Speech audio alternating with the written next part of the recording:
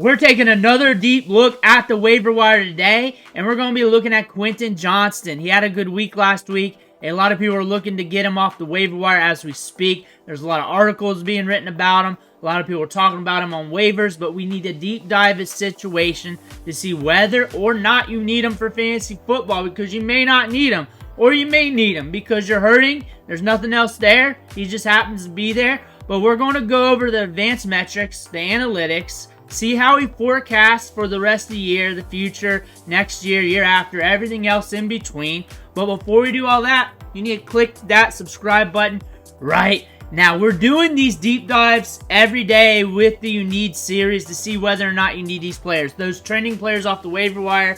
When guys were getting traded, we were looking at those.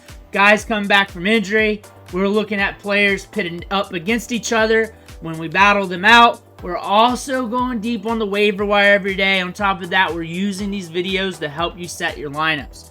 Click that button. Stop missing out. Ric Flair's watching. Do not disappoint Ric Flair. Quentin Johnston scored 22 PPR fantasy points last week. 4 catches, 118 yards, and a touchdown. Had that nice catch and run for the touchdown as well against zone coverage. Justin Herbert was able to find him there downfield. Good read off the pre-snap by him. But we're looking at a wide receiver here that's coming back from injury. First game back, we hit in the box score. 2 games prior to that he played in, combined scored 7+ PPR fantasy points. Prior to that, 2 okay games back to back. And then week 1 kind of low. So we really have 3 games so far in the season that we hit in the box score for fantasy production. We're seeing this right now with 2 wide receiver 2 weeks on the year. We're spiky. We're spiky right now.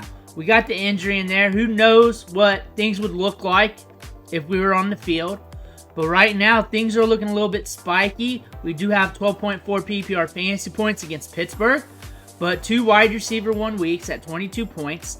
11.8 points per game right now. Things are looking okay. But going back to last year, we had some ups and downs. And even when there were ups when it comes to fantasy production, there were some downs there. A lot of people were down on Quentin Johnston going into the season.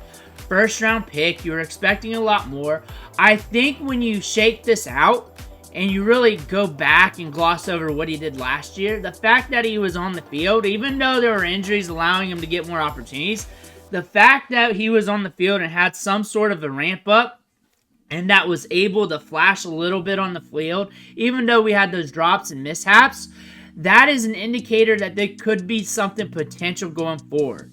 That there was like a 50-50, 60-40, 30-70 shot of something happening, that he could just take a leap forward the next year or year after, considering as a rookie, he was just able to get on the field and just flash a little bit. Doesn't mean that he would have done what he did this year. Doesn't mean he wouldn't. But it is an indicator that, hey, he's able to get on the field. The jabroni players aren't pushing him off the field. When the injuries happened, the opportunities were there. He was able to be out there and get some targets. That's something to note. And when we go back to when he was at TCU, he had some big moments. He had some big plays. We had an early breakout age, too. And the thing about this, TCU does not go ham throwing the ball. They're not over electric in the passing game. Not a lot of volume in this offense. 1,000 yards, 6 touchdowns.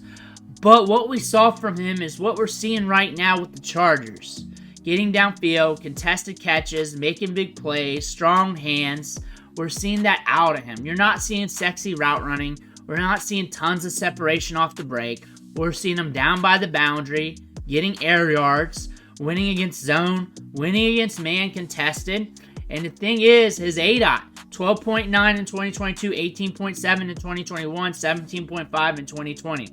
He's a deep threat, but not like a J-Mo type deep threat. Kind of like a Keon Coleman-esque type of deep threat. Not a comparison, but on how the game is played. Get down there, box out a bit, play on the boundary, win at the catch points, win in zone, all that type of stuff. That's what you're getting from Quentin Johnston. And when you look at a player like that, I think you know where I'm going to get at. You're going to see some volatility. And you get at him at the combine, 4.57 40-yard dash, good burst score. The numbers check out, 6'3", 208. first-round draft pick. The wide receiver class in 2023 wasn't super strong at the top. It was deep, but not super strong as a lot of people wanted it to be compared to other years. But Zay Flowers is producing this year. And then Jackson Smith-Njigba's coming back from an injury last year, so he had a slow ramp up. And this year, it took him some time, and DK Metcalf to be out. Quentin Johnston is a first-round pick who's flashing a little bit on the field. And we look at this offense. And this offense has Ladd McConkey seeing a 24% target share right now. He's getting a lot of volume. He's getting a lot of those short targets. He's got an 8 out of 9.5. The thing is, this guy's got some upside. But when you look at this offense schematically, he pairs well with Quentin Johnston. Like, those two go well together. You bring in another wide receiver, another young buck coming in, because we're going to get some deep wide receiver classes. And this Chargers team could be very impressive. Like, you get like a Jameson Williams type of player on the other side of Quentin Johnston, with Ladd McConkey being moved around everywhere and Quentin Johnston winning on those contested catches downfield. This is a team that could be nasty in the future. With that, Ladd McConkey's a good wide receiver. I'm not saying Quentin Johnston's going to usurp him or anything like this. I am saying, hey, Quentin Johnston's getting targets at 18% clip, and he's also getting a good average depth of target, 11. So that is looking solid. So we're getting deep balls. We're getting a good volume of targets coming his way. It's consistent, and we're pushing a 20% market share. And if it weren't for the injury and we were able to play in those games, maybe we'd be at 20+%. But we're pushing 20 right now with a good flow of deep targets going his way. And you're looking at what he's been doing on the field. We're out there running a lot of routes. When you're out there running a lot of routes, that means you could be seeing some opportunities. We're getting some deep balls here and there, about one a game. That's money. You bring in that one deep ball, and if you're lucky to get two, and you bring in one of those or two of those, you have the potential to rack up fantasy points. You have that big play ability in you, like what we saw last week and then week 2. 2 wide receiver 1 weeks on the season.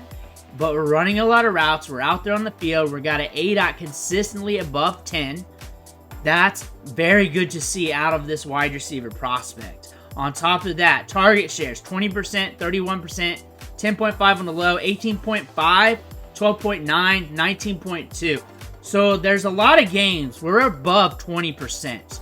We're getting a good rate of targets. This is a lower volume passing offense. So 5 targets in a game is a good amount for a wide receiver in this offense. His high point is at 6.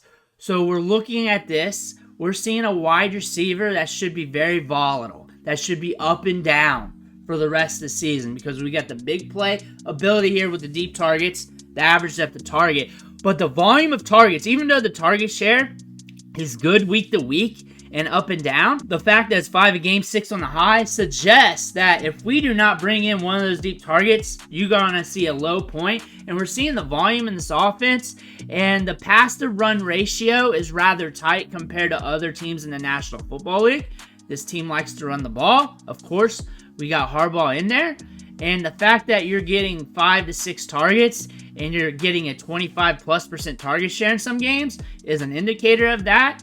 That being said, like I've been saying, that you got to bring in those deep targets. So what I see from him is a player that is going to be rather up and down in fantasy production. Ladd McConkey's that dude. We like Ladd McConkey. We like this offense. I just wanted to throw him out there so you don't think I was throwing shade. I'm honestly trying to stay down the middle with all these. But Ladd McConkey's a player to watch. He's getting good target share. I look for him to ramp up back half the season, and if the ramp up doesn't happen then, it'll happen next year, because he's a good route runner and we got speed to go off of, and he's got 1 wide receiver 1 week and 2 wide receiver 2 weeks on the season. The production's good for a rookie right now, looking stellar, and we could ramp up back 9 in the season, like I said, or it could be next year, but it could happen. But going back to this, and we're looking at this chart right here, and when I see the red lines, the green lines, and the no lines, I kind of expect that for this year and the rest of his career with how he plays the game and how the targets are flowing. Like, it should be up and down like this. So the thing about this, you might hate this. You may be like, I can't trust this. I don't want to go after this. I'm just going to pick up another running back. That should be your strategy if you're thinking that way. That's good. That's good. That's what I'm trying to get at for you to help you narrow this down. On the other side of the coin here, though, you may want that as a dart throw gamble that you throw into your lineup on random games, and it's random games. The Carolina matchup is a good indicator. The Pittsburgh matchup where he scored 12, you figured he would get shut down there. KC, Denver, that makes sense why he was low. Las Vegas, that was the first game of the season. Should have scored more in that matchup-wise. But you're looking at the rest of this. Matchup dependent as well. You may want to push for games where there's a 50 over-under. But it's probably going to be random. That's what I'm seeing. Random games where he just goes off. And you're going to see games, especially those tighter games against the Chiefs, Broncos, Steelers type deals where they're locked down. Might be hard for Quentin Johnston to go off. No more busted coverages, nothing like that for him to get that big play. That's the thing about Quentin Johnston. He was hitting the zone a lot. Other teams are going to lock that down. I think it's going to be matchup dependent. I think it's going to be hard to want to start him. But if you're one of those teams, though, you're kind of hurting out wide receiver. You kind of need another wide receiver just to play matchups with. And those are headache wide receivers. You don't know who to start and sit, but you need that. This is a guy to look at, but he's going to be up and down. You're not going to know when to start him, and you may not want that. You might be good at wide receiver. You may want to stay away from that. However, you need the targets. You need the air yards. He is getting targets deep downfield, but the volume in the offense makes this rather tricky. If he was pushing 7+ targets a game with those air yards, that'd be amazing. That'd be great. He'd be hitting more consistently. But we're getting 5 to 6 targets a game. That's going to make him up and down because those deep targets have to hit. But when those deep targets do hit, they're going to be very nice. A lot of you guys already know this, that this is going to be an up and down wide receiver. But the numbers prove that. They dictate that. And it's not just him and how he plays the game. It's also the offense involved with the volume going his way as well, with all the wide receivers getting work in this offense. Let me know what you think in the comments below. Make sure to hit that subscribe button on the way out. Thanks for watching. Catch you on the next video.